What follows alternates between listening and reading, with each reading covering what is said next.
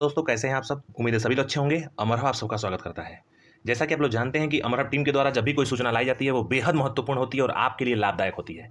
आप लोग previous videos में जा करके और इस चीज़ को ऑथेंटिसिटी को चेक कर सकते हैं। दोस्तों, आज का ये सेशन बहुत महत्वपूर्ण होने वाला है। कल के सेशन में जो चीज़ें बताई गई थी वीडियो और मुख्य सेविका से रिलेटेड, तो कुछ लोगों को उसमें शक था, तो आज इस वीडियो में हर एक चीज़ को आप लोगों के सामने प्रत्यक्ष रूप से सॉल्व करने की कोशिश की जाएगी। और मैं बता दूं कि आप लोगों के लिए खुशखबरी भी है और आप लोगों के लिए बेहद महत्वपूर्ण जरूरी समाचार है।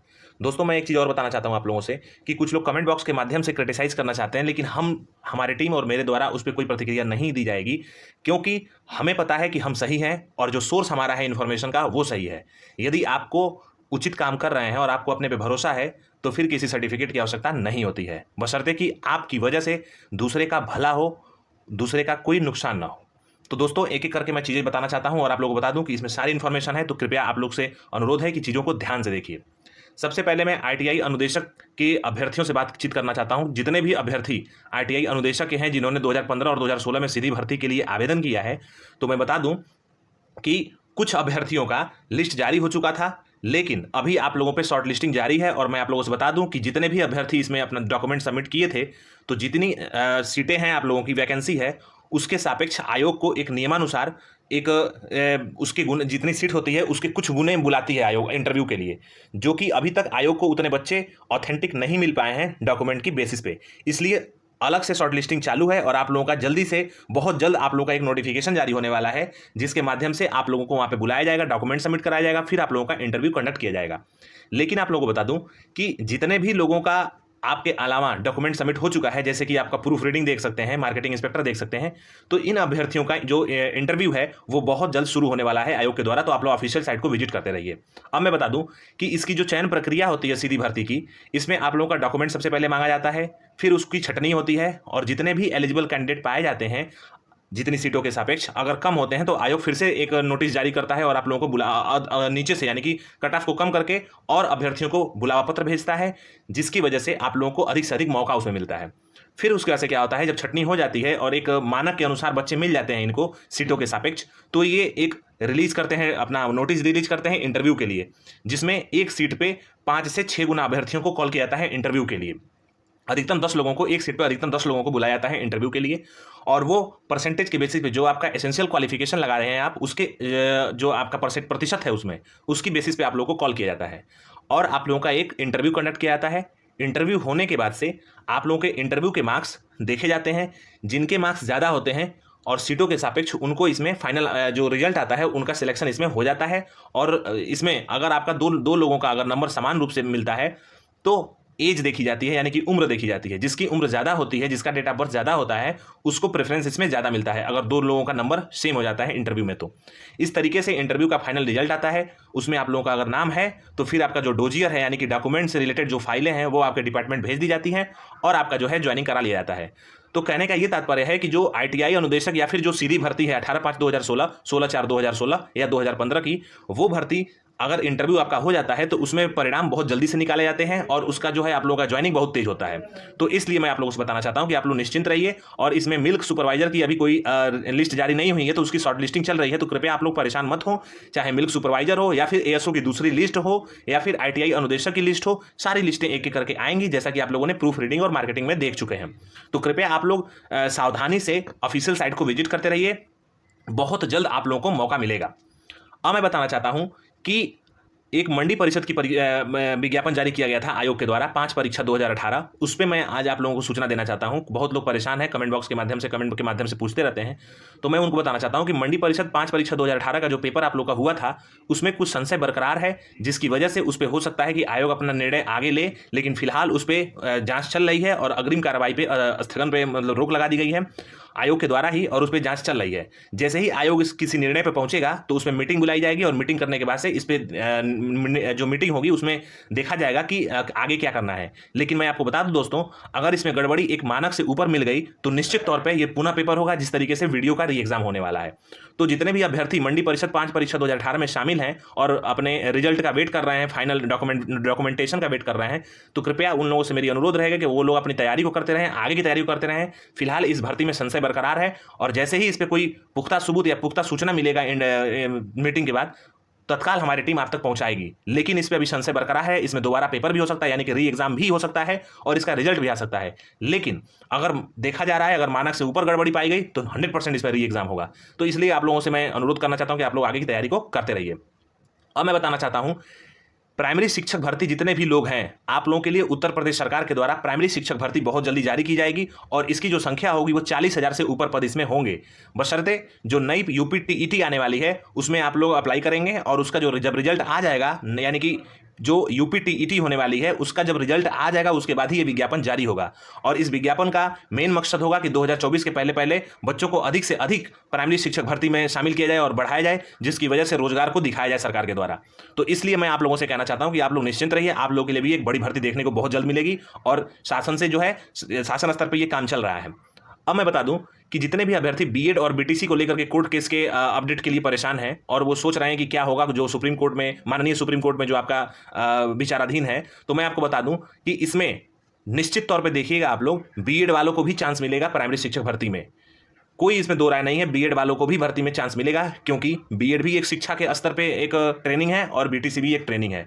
तो इस तरीके से देखा जाए तो दोनों ही जो स्ट्रीम है ये अभ्यर्थियों को पढ़ाने के लिए दक्ष स्ट्रीम है। इसलिए 99% ये चांसेस हैं कि बीएड को भी चांस मिलेगा बीटीसी के तरीके से प्राइमरी शिक्षक भर्ती में शामिल होने का।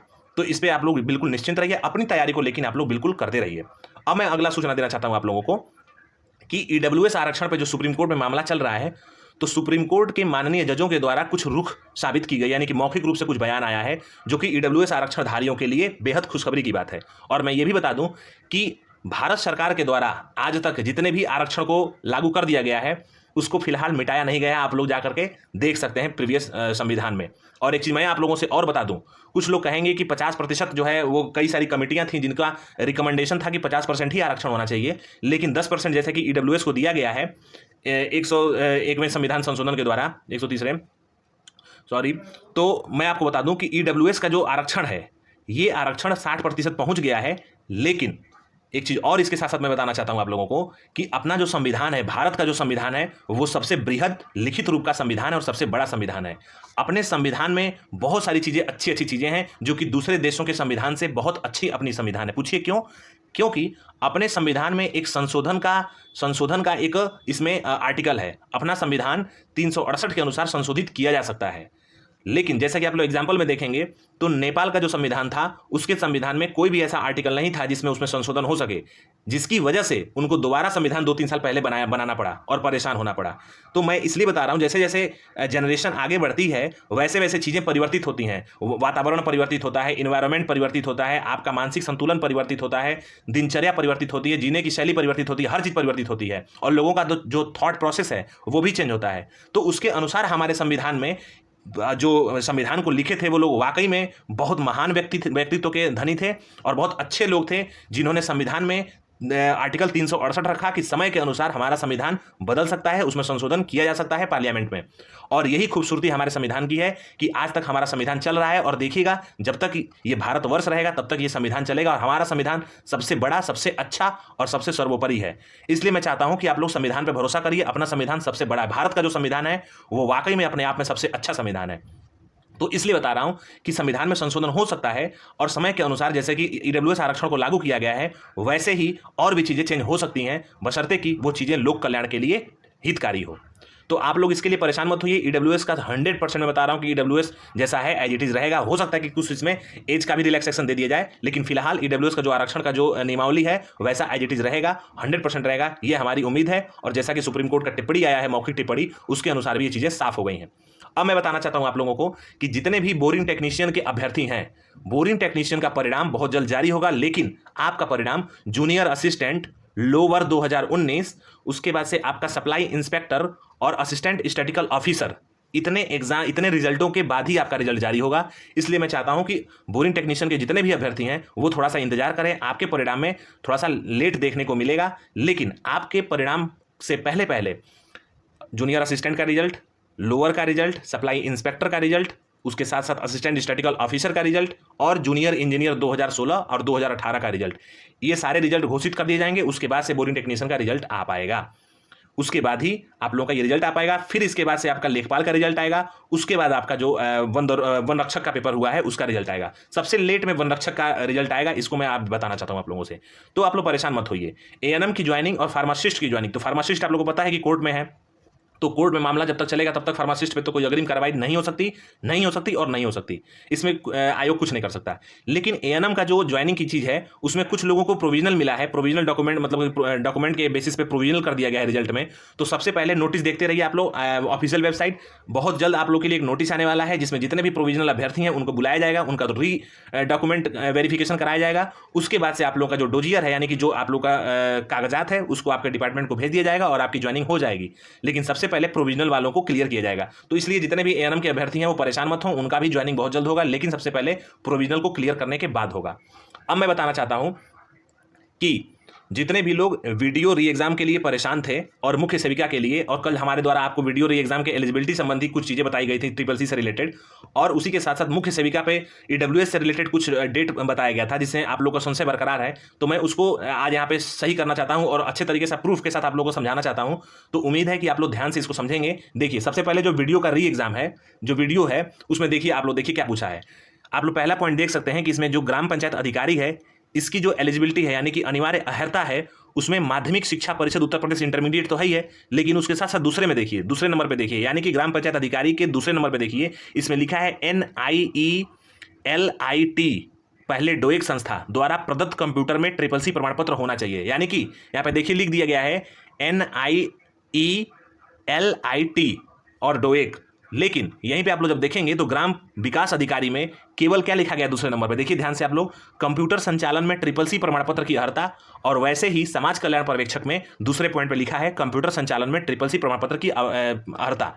तो ट्रिपल सी, कई सारी संस्थाएं जो है वो ट्रिपल सी को प्रमाणित करती हैं और कोर्स चलाती हैं, लेकिन जो पहला पॉइंट है यानी कि जो ग्राम पंचायत अधिकारी में है वो केवल नेलिट के द्वारा ट्रिपल सी मान्य होगा। और इन दोनों भर्तियों में ग्राम विकास अधिकारी और समाज कल्याण पर्यवेक्षक में ट्रिपल सी आपका इक्विवेलेंट भी चल जाएगा। यही चीज मैं आप लोगों को बताना चाहता था कल और यही चीज समझाना चाहता था, और कृपया आप लोग, उम्मीद है कि आज आप लोगों को ये संशय दूर हो गया होगा और आप लोग अच्छे तरीके से समझ गए होंगे।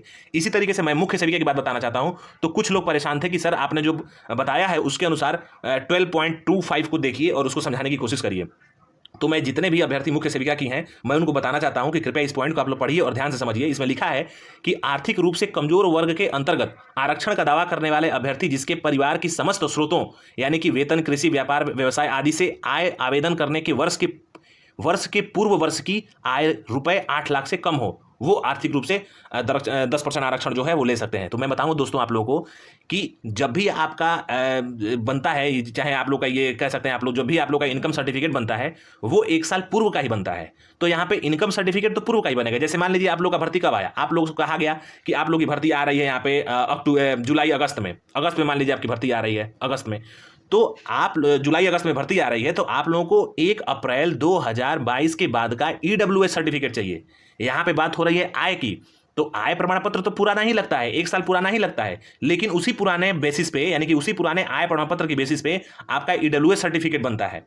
तो यहाँ पे ईडब्ल्यूएस सर्टिफिकेट की बात नहीं हो रही है, यहाँ पे केवल और केवल आपका जो 1 वर्ष का जो आपका आय है यानी कि आय प्रमाण पत्र की बात हो रही है। तो इसलिए आप लोग इस चीज को समझिए, और जो बताया गया है हमारी टीम के द्वारा, मेरे द्वारा कल की वीडियो में, वो बात सत्य है, 100% सत्य है। आप किसी भी अफवाहों में न पड़ें और कैसे भी चीज़ों को जो है नज़रअंदाज नहीं करें। तो उम्मीद है कि आप लोगों को आज चीज़ें समझ में आ गई होंगी, क्योंकि जो प्रमाण पत्र बनता है ईडब्ल्यूएस का वो पुराने आपकी इनकम सर्टिफिकेट के अनुसार ही बनता है। इसलिए मैं बताना चाहता था कि 1 अप्रैल 2022 के बाद और आपके जो रजिस्ट्रेशन का अंतिम दिवस होगा उस तक अगर आपने बनवा लिया है सर्टिफिकेट ईडब्ल्यूएस का तो आप लोग 100% मान्य हैं और 100% आपको मान्य किया जाएगा। हाँ, एक चीज़ और बताना चाहता हूँ इसी के साथ साथ, अगर आप इनकम सर्टिफिकेट भी इसके बीच में बनवाते हैं तो आप लोग देखेंगे कि आपका जो पुराना आय है यानी कि 1 वर्ष पहले का जो आय है वही उसमें लिखा होगा। नया आय तो अभी आपका 31 मार्च तक चलेगा ना, 31 मार्च 2022 तक चलेगा, चला ही है, और वो चलेगा आपका जो नया जो आय है ये चलेगा 31 मार्च 2023 तक। तो इसलिए मैं बताना चाहता हूं कि आपका 31 मार्च 2023 को पूरा होगा इस वर्ष का जो है आय सर्टिफिकेट, लेकिन ये पुराने सर्टिफिकेट से बनता है। इसलिए मैं बताना चाहता हूं कि ईडब्ल्यूएस का सर्टिफिकेट केवल 1 अप्रैल 2022 के बाद और आपके रजिस्ट्रेशन के अंतिम दिवस तक ही मान्य होगा, उसके अलावा मान्य नहीं होगा। और आपका जो इनकम सर्टिफिकेट है वो पहले का चलेगा, 1 वर्ष पहले का चलेगा या वहाँ तक चलेगा। तो उम्मीद है कि आप लोग को अच्छी चीज़ें समझ गई होंगी और पूरा आप लोगों का जो समस्या है वो दूर हो गया होगा, और इस पॉइंट को भी मैं समझा दिया, तो आप लोग को होप करता हूँ कि आप लोग इस चीज़ को अच्छे से समझेंगे। अब मैं बताना चाहता हूँ कि जितने भी एग्रीकल्चर टेक्निकल असिस्टेंट के अभ्यर्थी यहाँ पे मौजूद हैं और इस वीडियो को देख रहे हैं, तो मैं उनके लिए बता दूं कि आपका विज्ञापन सबसे पहले जारी होगा, सबसे पहले जारी होगा और सबसे पहले जारी होगा। आपके पहले विज्ञापन किसी का नहीं जारी होगा, पहली बात। और दूसरी बात, आपके विज्ञापन पे काम खत्म हो चुका है, बहुत जल्द आपका विज्ञापन जारी होने वाला है। तीसरी चीज़ मैं बताना चाहता हूँ आप लोगों से कि आपका जो पेपर हुआ था, प्रीवियस पेपर, आप लोग जाकर के ध्यान से उस पेपर को, 2018 वाला पेपर जो आपका हुआ था, उसको जाकर पेपर को आप लोग ध्यान से देख लीजिए। हम भी उसका पूरा रिसर्च और एनालिसिस कर लिए हैं। वो पेपर काफ़ी टफ पेपर था, भले उसमें 1/2 की माइनस मार्किंग थी, लेकिन वो पेपर काफ़ी टफ था और वो पेपर एक अच्छे लेवल का था। लेकिन उसके बाद भी जो आपका गया है, कट ऑफ गया है प्रीवियस टीए का, वो काफ़ी चला गया है। तो उस पेपर के अनुसार और 1/2 माइनस मार्किंग के अनुसार वो कट ऑफ ज़्यादा गया है। तो इसलिए मैं बताना चाहता हूँ आप लोगों को कि आप लोग अच्छे से पढ़ाई करते रहिए। ये कंपटीशन कोई हल्की फुल्की नहीं होने वाली है। आप लोग अपनी पढ़ाई पे ध्यान दीजिए, आपका विज्ञापन बहुत जल्द जारी होगा। और 100% मैं बता रहा हूँ कि आपका जो विज्ञापन है वो पीईटी 2021 के अंतर्गत ही जारी होगा, पीईटी 2021 के अंतर्गत ही जारी होगा। एएसओ के लिए मैं बताना चाहता हूँ कि असिस्टेंट स्टैटिस्टिकल ऑफिसर का जो रिजल्ट है वो नेक्स्ट मंथ होगा, आएगा। आपकी जो शॉर्ट लिस्टिंग है वो बहुत जल्द खत्म होने वाली है आयोग में। जैसे ही कोई सूचना मिलेगी आप तक तत्काल पहुंचाई जाएगी। लोअर का काम, जूनियर असिस्टेंट में काम खत्म हो चुका है, लोअर का काम शुरू होने वाला है। लोअर का भी रिजल्ट जूनियर असिस्टेंट के साथ साथ ही आएगा और सप्लाई का भी उसके साथ ही आएगा। जूनियर इंजीनियर का जो रिजल्ट है वो 2016 का, जो जूनियर इंजीनियर 2016 का जो रिजल्ट है, ये आपका जूनियर असिस्टेंट, लोअर और सप्लाई इंस्पेक्टर के बाद आपका आएगा 2016 का। और 2018 का जो रिजल्ट है, यानी कि जूनियर इंजीनियर 2018 का जो रिजल्ट है, वो एग्रीकल्चर आपका ये असिस्टेंट स्टैटिस्टिकल ऑफिसर के बाद आपका रिजल्ट आएगा। तो इसलिए आप लोग चीज़ों को ध्यान से देखिए, हर चीज़ को ध्यान से देखिए, समझिए चीज़ों को, सोचिए और ऑथेंटिक रूप से अपना काम करिए। हमारे चैनल पर विश्वास करिए। और यही चैनल मात्र एक ऐसा है जो आप लोगों को हर एक चीज़ के बारे में अच्छे तरीके से बताएगा और उसको समझाएगा भी, जो कि आप लोग साइंटिफिक तरीके से चीज़ों को समझ पाएंगे। होप करता हूं कि आप लोग को पूरी जानकारी आज की अच्छी लगी होगी और आप लोग के जितने भी मन में संशय था वो दूर हुआ होगा। जब भी कोई न्यू अपडेट आएगी तत्काल हमारी टीम आप तक वीडियो के माध्यम से सूचना देगी। तब तक के लिए आप लोग से मैं विदा लेना चाहता हूं और पूरा वीडियो देखने के लिए बहुत बहुत धन्यवाद। उम्मीद करता हूं कि आप लोग वीडियो को शेयर करेंगे, सब्सक्राइब करेंगे, लाइक करेंगे और बेल आइकन को टिक अवश्य करेंगे। इससे अच्छी बात के साथ मैं वीडियो को वाइंड अप करना चाहता हूं दोस्तों। जय हिंद।